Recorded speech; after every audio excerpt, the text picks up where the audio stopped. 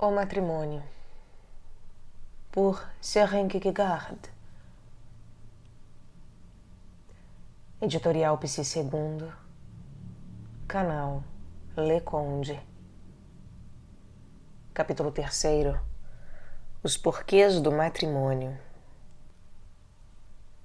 4. Os que se casam para escapar à solidão. Casa-se finalmente para ter um lar. Quando nos enfastiamos em casa, viajamos para nos enfastiar no estrangeiro. Porém, acabamos por voltar e nos enfastiar em casa. Esse tipo tem para companhia um belo cachorro de caça e talvez um cavalo puro sangue. E, sem dúvida, algo lhe falta. No restaurante, os amigos estão com o mesmo humor tétrico e é em vão que se procura algo ali. Um amigo desapareceu. Sim, casou-se.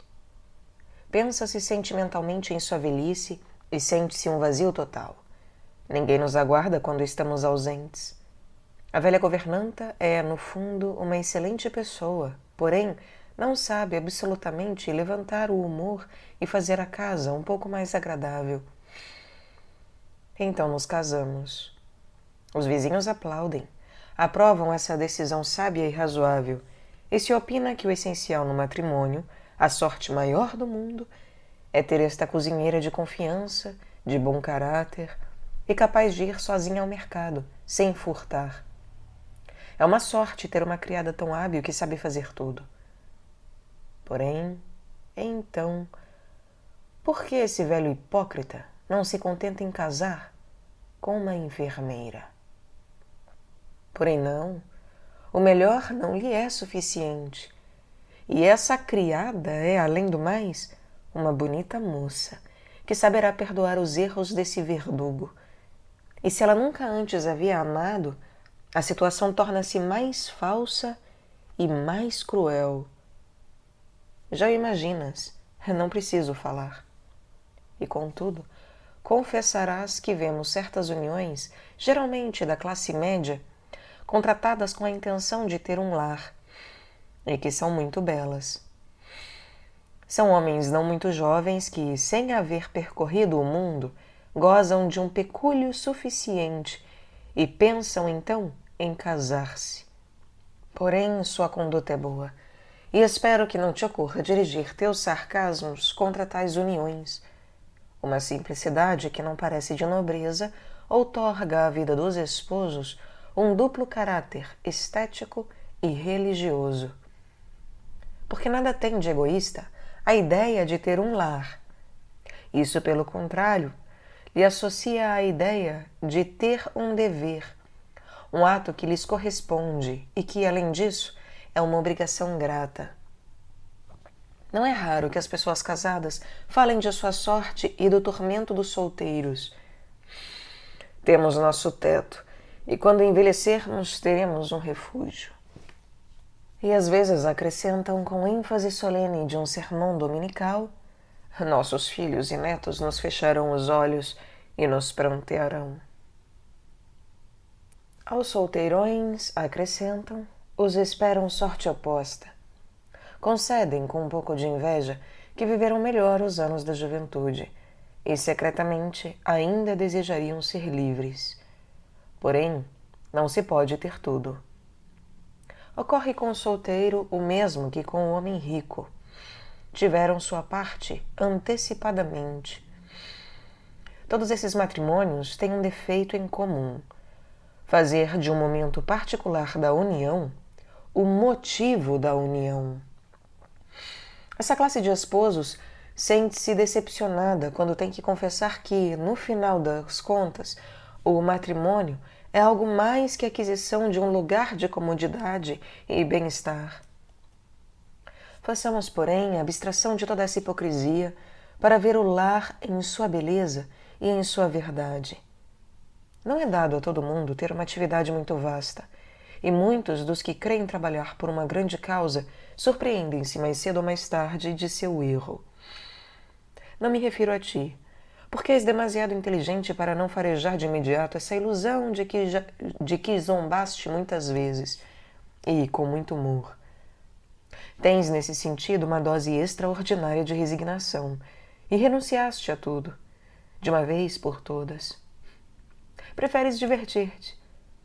Em toda parte, és um hóspede bem-vindo e tua agudeza, a amenização de tuas conversações, certa bonomia realçada pela malícia, fazem com que os demais, ao ver-te, se prometam uma boa noitada. Sempre foste bem-vindo à minha casa, e o serás sempre, porque falta bastante para que me possas produzir ansiedade. Minha única filha tem 3 anos, e tu não diriges a pessoas dessa idade teus sinais telegráficos. Porém, às vezes, reprovaste meu retiro do mundo. A razão é, como te disse então, que tenho meu lar. Aqui, como em todos os pontos, é difícil contar contigo, porque sempre mudas de posição. Se se trata de arrancar as ilusões de uma pessoa para inculcar-lhe uma opinião mais certa, tu estás disposto, como sempre, a ser serviçal. E és infatigável, não há dúvida, para dar-lhes caça às ilusões e aplicar-lhes o golpe de misericórdia. Falas tão razoavelmente, com ar tão divertido que, não te conhecendo, tomar-te-ia por um homem assentado. Porém, estás longe da verdade.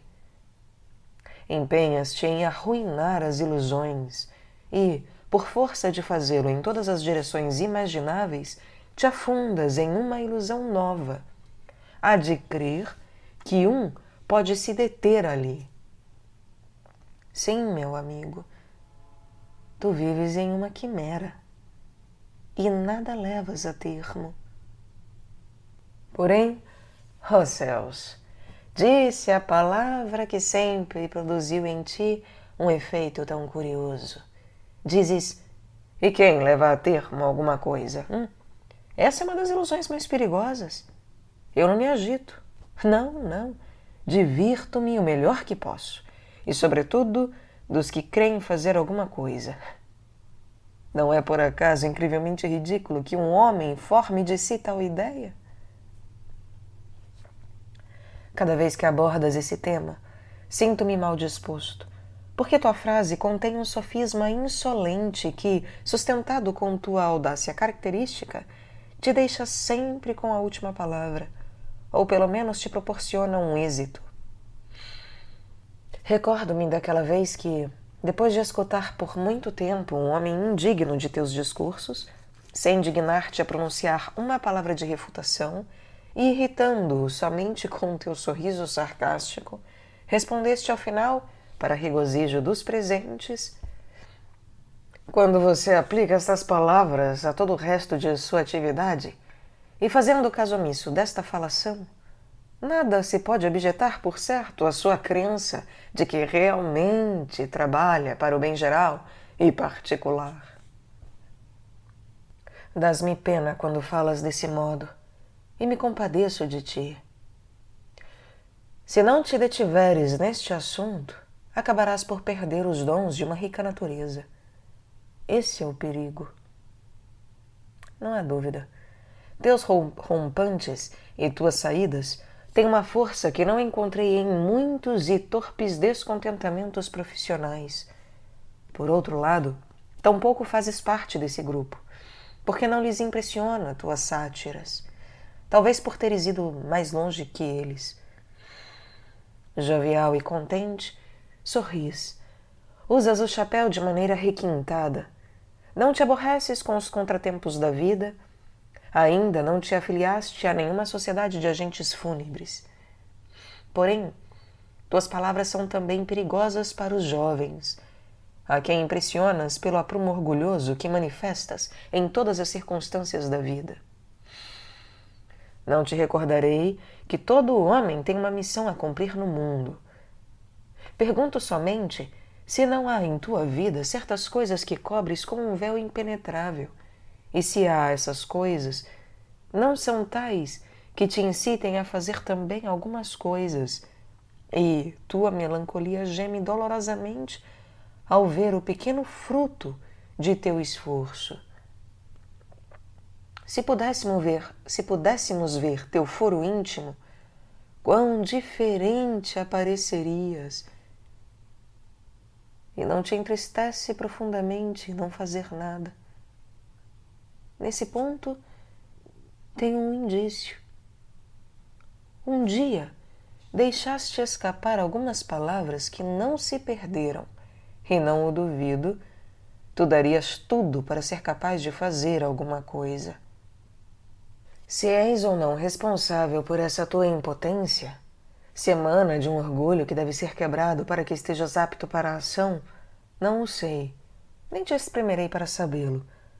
Porém, por que diabos queres mostrar-te sempre tão maligno e sempre satisfeito com o teu poder vitorioso? Repito, a miúdo, tem-se sentimento de quão pouca coisa se faz no mundo. E não o digo por desalento, porque nesse ponto não tenho nada que possa reprovar-me. Creio cumprir conscienciosamente minhas funções e com satisfação. Creio que nunca, com a esperança de fazer mais, sentir-me-ei tentado a ocupar-me do que não me importa. E, contudo, minha atividade é muito limitada, e só com fé pode-se estar seguro de se estar realizando uma obra valiosa. Porém, tenho, além disso, um lar. E aqui te peço que medites nas belas palavras de Jesus Siriar. O que tomou uma mulher começa realmente a possuir, porque tem um colaborador e um apoio.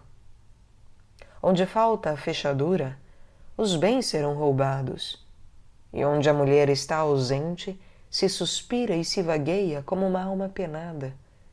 Porque quem acredita no bandido que anda de lugar em lugar? Assim é o homem que não tem onde o esperem ao cair da noite. Não me casei para ter um lar, porém o tenho, e vejo que é uma bênção.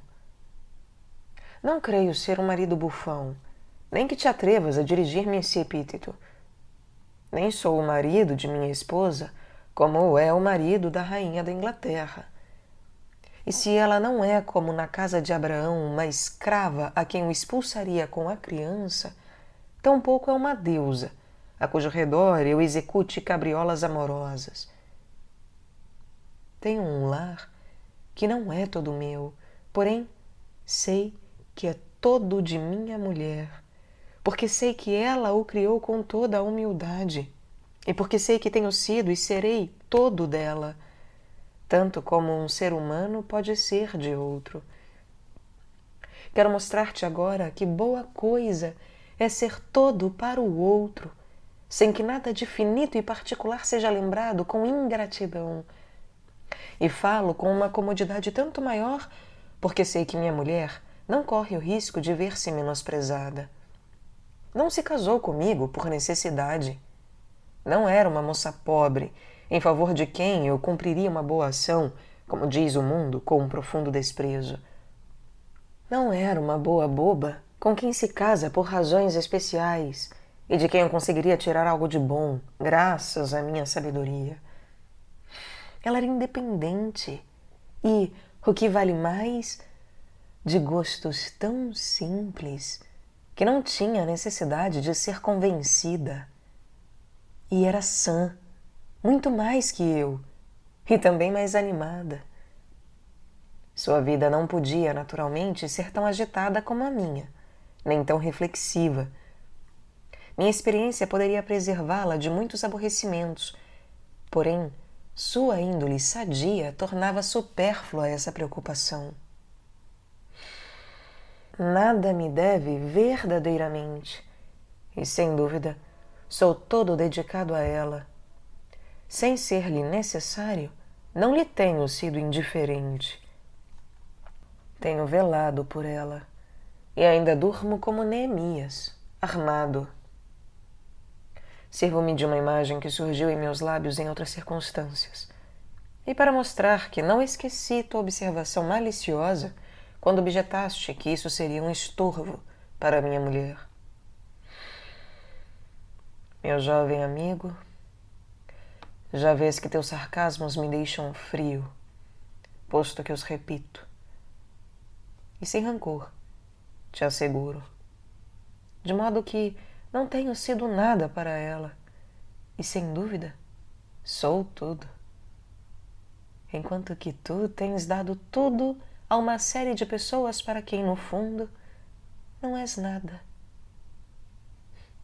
Suponhamos, se quiseres, que nos contatos temporários que estabeleces com as pessoas, sejas capaz de dotar-lhes de um tesouro de coisas interessantes, de despertar nelas um poder criador tal que, com isso, tenham bastante em que se ocupar na vida. Suponhamos, apesar da impossibilidade de tal hipótese, que tenham realmente ganhado conhecendo-te. E tu, sem dúvida, tens perdido, porque não achaste ninguém a quem quisesses pertencer totalmente. E tua grandeza está em juízo. É tão dolorosa que rogo a Deus que me livre de tal superioridade. A primeira ideia que convém associar à noção de lar é a da ação que representa, abandonando assim toda a ideia falsa e desprezível de bem-estar. Ainda quando esteja desfrutando de uma agradável noitada em sua casa, o marido deve ver nisso um momento ativo, por mais que esse momento não se manifeste num ato material e tangível. Ainda que não pareça à primeira vista, o marido pode muito bem ser ativo em sua casa, apesar da atividade da mulher ser mais manifesta. A ideia de lar associa-se, além disso, tal quantidade de circunstâncias materiais que é muito difícil se falar em geral. Todos os matrimônios têm seu caráter próprio, e seria muito importante conhecê-los em grande número, sempre que essa originalidade específica esteja desde logo impregnada de espírito. Causa-me horror toda a desordem separativa que vemos em certas famílias. Desde a primeira visita, empenham-se em fazer-te sentir como, nesta casa, tudo tem seu selo próprio. E esse particularismo chega às vezes tão longe que a família fala um jargão especial, ou se expressa por alusões tão misteriosas que não se sabe o que pensar. O fato é que cada família tem um caráter próprio. Porém, a arte consiste em saber ocultá-lo. Os que se casam para ter um lar acrescentam que não tinham a ninguém que os esperasse, que os recebesse, etc.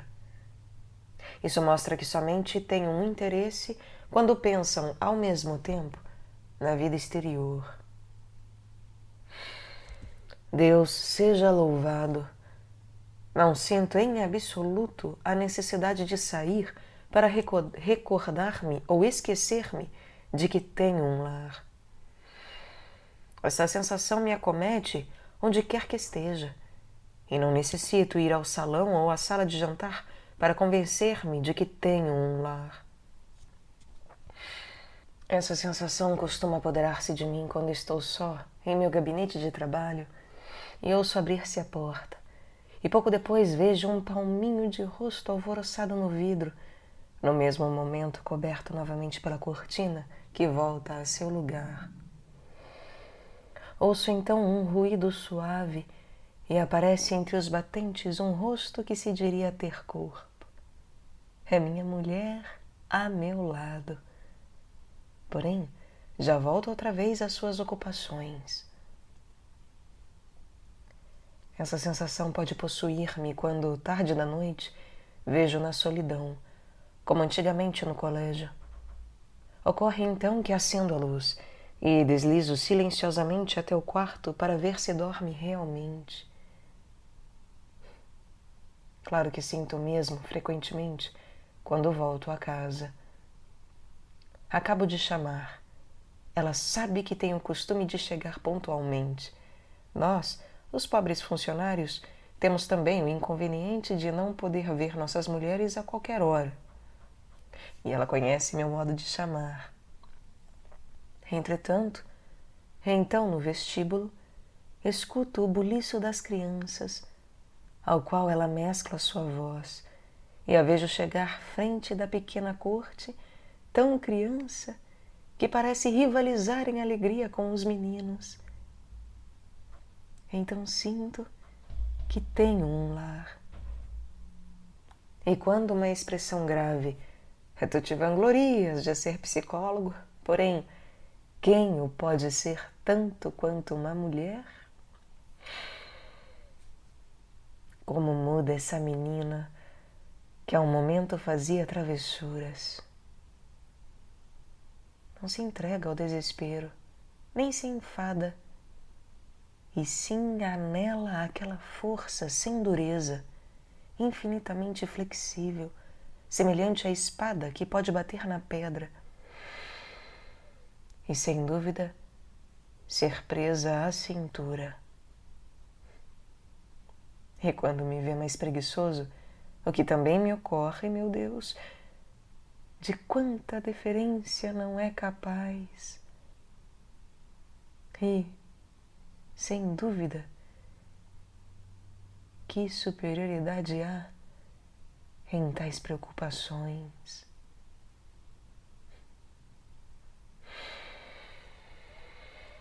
Depois de tudo quanto possa dizer-te sobre esse assunto, referir-me-ei a uma palavra categórica aplicável a teu caso com todo o direito, e que tu, ademais, empregas a todo momento. Eras um estrangeiro e um viajante sobre a terra. Os jovens, sem ideia do preço que se paga pela experiência, nem a suspeita de sua incrível riqueza, podem facilmente deixar-se arrastar no mesmo torvelinho que tu. Podem sofrer a influência de teus discursos e sentir a frescura da brisa que os atrai mar afora, no oceano sem limites que tu sugeres. Tu mesmo podes embriagar-te de juventude e quase perder teu domínio pensando nesse infinito, que é teu elemento, e que, como o mar, oculta impassível todos os seus segredos em suas profundidades. Hábil como foste para sulcar estas águas, não poderás falar de acidentes e naufrágios? E é certo que os viajantes em geral não sabem muito acerca um do outro quando navegam sobre essas ondas. Não se trata aqui de equipar grandes navios que navegam penosamente mar afora. Não se trata de embarcações muito pequenas, de canoas.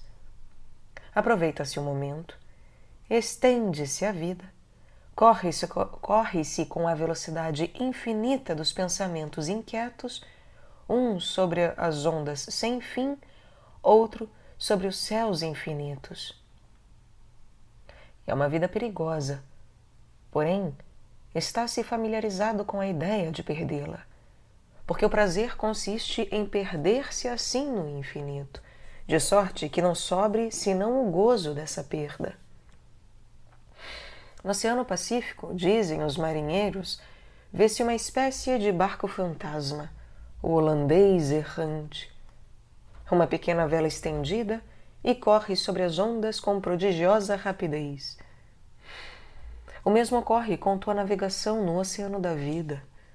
Quando se está só em seu barco, basta-se a si mesmo. Não se tem contato com o outro, senão no momento em que deseje. Porém, é realmente verdade que sozinho em sua piroga a pessoa se basta a si mesma? Em verdade, não compreendo muito bem como se pode encher esse vazio.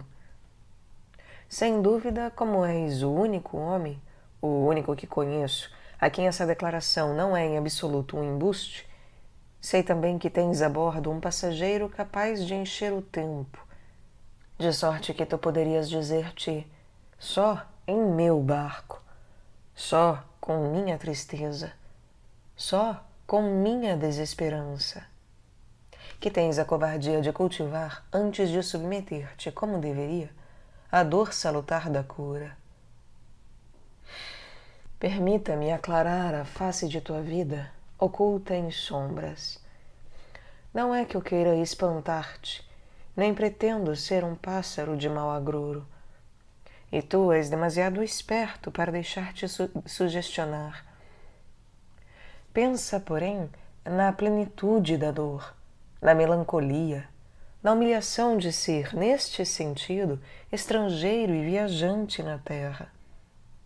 Não quero prejudicar a possível impressão de minhas reflexões sobre teu espírito, irritando-te com a evocação dessa espessa concórdia familiar, dessa atmosfera de cavalariça que te provoca náuseas. Porém, imagina a vida de família com sua beleza, baseada em uma união íntima e fecunda, de sorte que todos os vínculos, não se sabe como, permanecem invisíveis e fundidos de tal modo entre si que somente se pode suspeitar de sua conjugação. Pensa nessa vida de família, assim escondida, porém florescendo para o exterior tão belamente que em parte alguma se veja as arestas de seus ângulos. E pensa, por fim, em tua atitude diante deste quadro. Uma família assim organizada seria para ti um ambiente encantador. Penso que serias feliz voltando para ela com frequência, e graças a teu desembaraço, sentir-te-ias logo bem ali, como um familiar. Digo como, porque não chegarias a sê-lo, porque insiste em ser um estrangeiro e viajante. Serias, por outro lado, um hóspede agasalhado, e far-se-ia qualquer coisa para que a companhia te fosse grata. Precavidos, tratar-te-iam como a um menino mimado. Gozaria sempre de novas atenções e farias tudo para alegrar essa família. Tudo isso é bom e belo, não te parece? Sem dúvida, em um de teus momentos de capricho, inclinar-te-ias a dizer que não te agrada ver a família ao levantar da cama, as meninas de chinelos e a mãe sem seu chale. Sem dúvida, se perceberes, há em ti um profundo motivo de humilhação dessa maneira de receber-te, e isso é o que deveria fazer a família para ensinar-te a modéstia. Não crês, pois, que a família se reserva em segredo uma vida privada muito diferente, que é seu santuário? E que cada uma tem seus deuses particulares, apesar de não os expor no vestíbulo? E não ocultam tuas expressões a debilidade de um refinamento sutil? Pois se tu te casasses, não creio que realmente sofresses vendo tua mulher de camisola, sendo um adorno destinado a agradar-te. Certo, tu crês haver sido generoso com a família que te recebe, levando-lhe uma conversação agradável e difundindo pela sala certo brilho estético. Porém, suponhamos que a família faça pouco caso dessas vantagens, em comparação com a vida privada que possui. É isso que descobrirás em cada família. E pense o que quiser teu orgulho. É uma humilhação. Ninguém compartilha sua tristeza contigo. Ninguém confia em ti. Protestarás.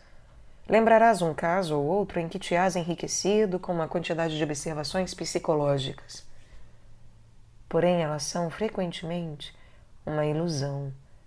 Porque a todos apraz falar contigo de bagatelas, roçando apenas, ou, em todo caso, deixando-te apenas adivinhar uma inquietude, porque o interessante que então se desenrola em ti é um calmante para a dor e comporta por si mesmo um prazer que faz procurar a medicina, ainda que não a necessite. E quanto a teu isolamento, as pessoas, como sabes, preferem receber a comunhão de um monge esmoler que de seu confessor. Incita a alguém a dirigir-se a ti. Esse recurso nunca tem a verdadeira importância, nem para ele, nem para ti. Para ele, porque sente quão arbitrário seria confiar em ti, e para ti, porque não saberias fazer abstração da ambiguidade, base da tua competência. És indubitavelmente um bom operador e possuís a arte de intrometer-se nos rincões mais ocultos da tristeza e da inquietude, ainda que sem esquecer do caminho de volta. Seja, admito que consigas curar teu paciente, porém, não tiras disso nenhuma alegria profunda e verdadeira. Porque toda a cura leva o selo do arbitrário, e tu não assumiste a responsabilidade dela. Somente a responsabilidade procura a bênção e a verdadeira alegria.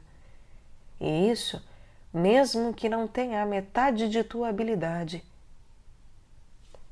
Procura a bênção, mesmo quando pareça impotente. Porém, quando se tem um lar, tem-se também uma responsabilidade. Isso traz a confiança em si e a alegria. Ao negar-te a assumir uma responsabilidade, deves achar natural a ingratidão das pessoas para contigo, essa ingratidão de que te queixas a miúdo. Sem dúvida, não é frequente que te preocupes por curar as pessoas. Em geral, já te disse, tua vaidade principal tende a destruir as ilusões e, se possível, a convencer as pessoas a acreditarem em quimeras. Quando se te vê tão hábil em arrastar em 2 tempos e 3 movimentos alguns jovens para longe das ilusões pueris, tão saudáveis por muitas razões, e quando se os vê, agora aliviados da realidade, abrir as asas, enquanto que tu, como um velho pássaro cheio de experiência, lhes dá uma ideia do adejo que permite dominar a vida inteira, mais ainda, quando empreendes um exercício análogo com mocinhas e lhes mostra em que difere o voo do macho e da fêmea, o primeiro, ímpeto audaz, e a segunda, deslizamento para o sono, quem poderia então reprovar tua virtuosidade? E sem dúvida, quem não se enfadaria contigo por tua ligeireza? Podes dizer com todo o coração estas palavras da velha canção: meu coração é um pombal, quando uma vem, a outra voa. Salvo que, em teu caso, as pombas que entram são em muito menor número do que as que vemos sair. Porém, por formosa que seja, desde logo, a imagem do pombal para representar o lar aprazível, não deve ser entendido dessa maneira. Não é triste? Não é doloroso deixar transcorrer assim a vida, sem deter-se nunca nela? Não é triste, meu jovem amigo, que ela nunca tenha para ti um conteúdo?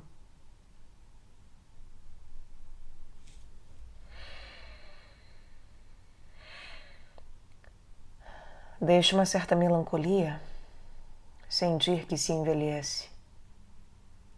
Porém, ela toma posse do homem com muito mais força quando este não pode amadurecer. Nesse momento, sinto quanta razão tenho de te chamar de meu jovem amigo. Uma diferença de 7 anos não é precisamente uma eternidade. E se não quero jactar-me perante ti da maturidade da razão, invocarei ao menos a da vida. Sim, sinto que cheguei a ser realmente mais velho enquanto que continuas aferrado às primeiras surpresas da juventude. Às vezes, muito raramente na verdade, quando me sinto cansado do mundo, essa impressão se alia a uma prazenteira aspiração. Penso nestas palavras belas: felizes os que descansam de seus trabalhos. Não creio haver realizado uma grande obra em minha vida. A parte que me foi designada não foi escolhida por mim. Porém, apesar de sua insignificância, minha obra tem tido a alegria de cumpri-la modestamente. Seguramente, tu não descansas de teus trabalhos, porque o repouso para ti é maldição, e somente podes viver na inquietação. O repouso é teu inimigo, e te tornas ainda mais inquieto. És um faminto a quem os alimentos redobram a fome. Um homem atormentado pela sede, que a bebida nada mais faz que excitar ainda mais.